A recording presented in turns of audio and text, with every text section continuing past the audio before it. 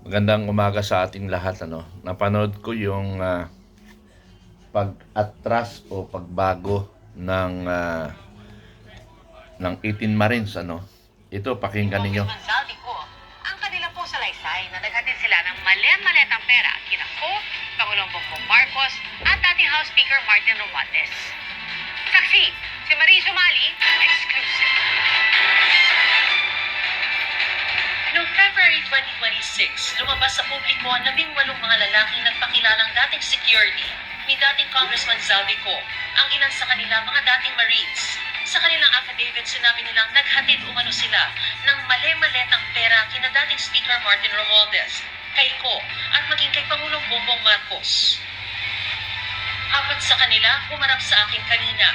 Ang sinabi nila sa akin, binabawi na nila ang mga nauna nilang sinabi at kwento.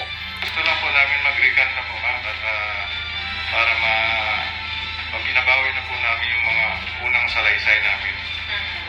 Gusto na namin po manahimik dahil sa ngayon ay dagdag kami ng mga kaso, mga banta sa buhay namin. Kaya pag-isip-isipan namin na binabawi na po namin yung mga salaysay po namin. Hindi sila nagpakita ng mukha sa kamera dahil sa matinding bantaraw sa kanilang buhay. Dala nila ang tigi-isang bagong sinumpaang salaysay. Binigyan din nila kami ng kopya ng video ng panumpaan at inotaryo ang mga ito.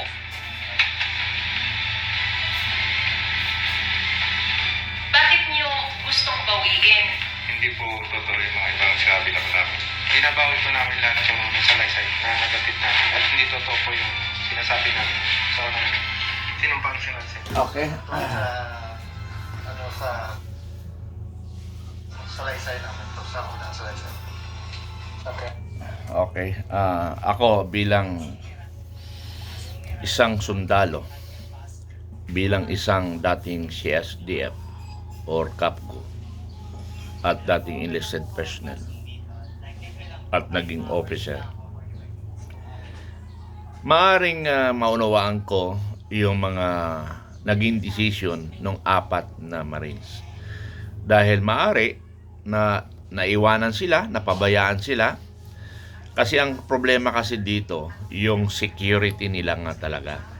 Pangalawa, yung assurance na kahit papaano may panggastos sila. Maaring hindi nangyayari yung bagay na yun. Yung threat nila, yung banta sa buhay nila, ay i-disregard natin yun. Bakit? Sundalo sila eh. Alam nila ang pupuntahan nila. Alam nila ang pupuntahan nila. Lalaban sila kung kailangan lalaban. Ang problema lang talaga, naiwanan siguro sila sa seguridad, yung pangako, na hindi natupad yung pangako.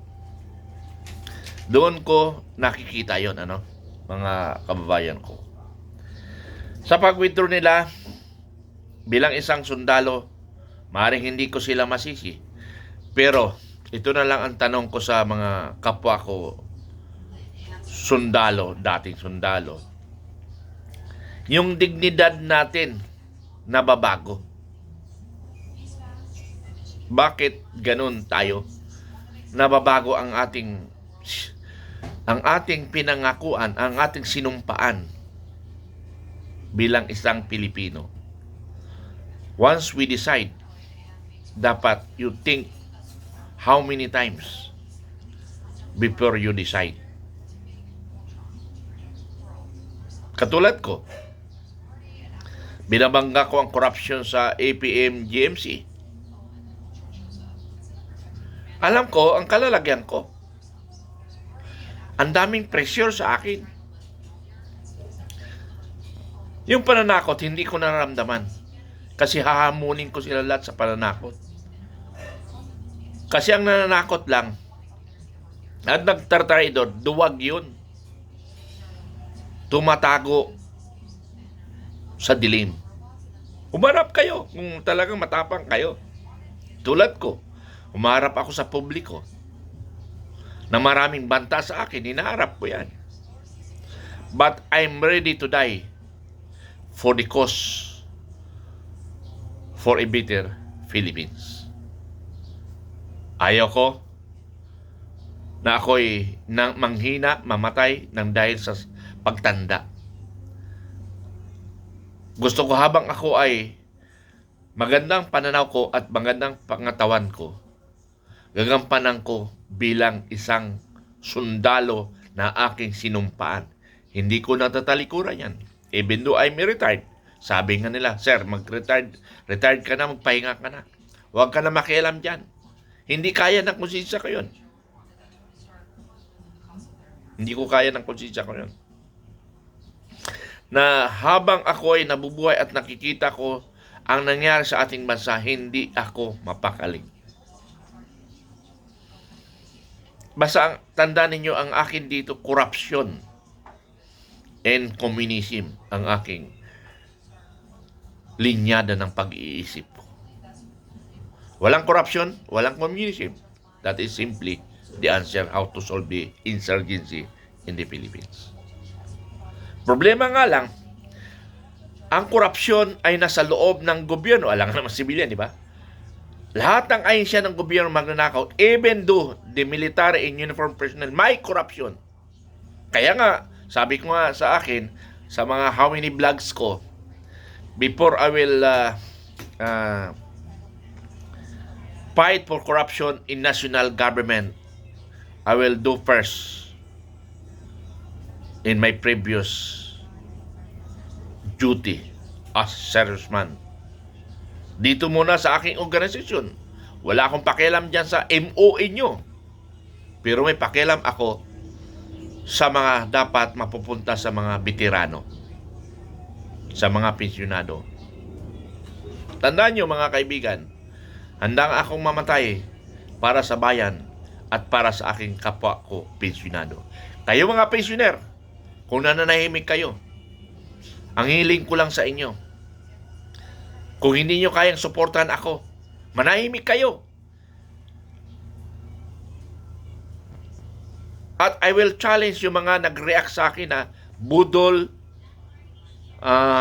fake news, mga tarantado rin kayo, no? Kayo mga kabaro, kakampi kayo ng mga demonyo, kakampi kayo ng magnanakaw. Lahat na kumukontra sa akin. Kasi ang ginagawa ko lang mga kababayan ay para sa bayan. Tandaan nyo yan, para sa bayan yung ginagawa ko, hindi para sa akin. Sabi nga lang, I will enjoy my retirement. Since 14 years old ako o 13 years old ako, hanggang ngayon, bayan ko ang tinitingnan ko. Di ba?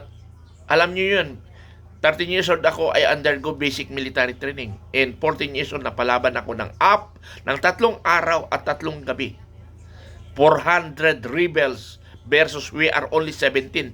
15 special forces in 1 CSDF, in 1 Boy Scout. Ako yun.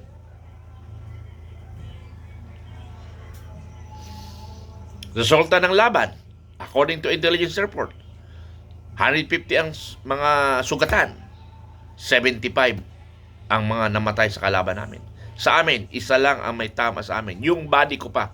Then, PFC, Remigio Antonio. Yun yung body ko. Na yun ang bumaliktad, tinamaan sa kanang kamay. Yun lang yung may tama sa amin. Pero balikan ko, yung mga bumabati ko sa akin, yan yung mga demonyo. O kasabwat ng magnanakaw. Bakit ko sasayangin ang buhay ko? Bakit ako makialam sa bagay na yan kung fake news lang?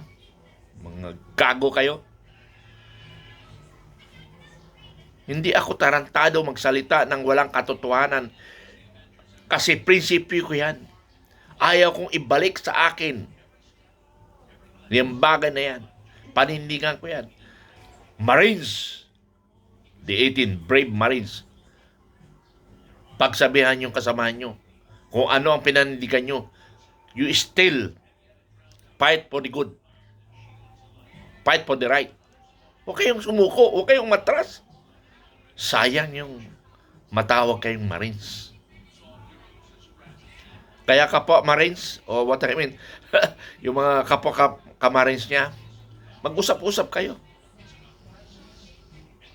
mataas, high regards ang Marines, Philippine Marines. It because of 4 Marines.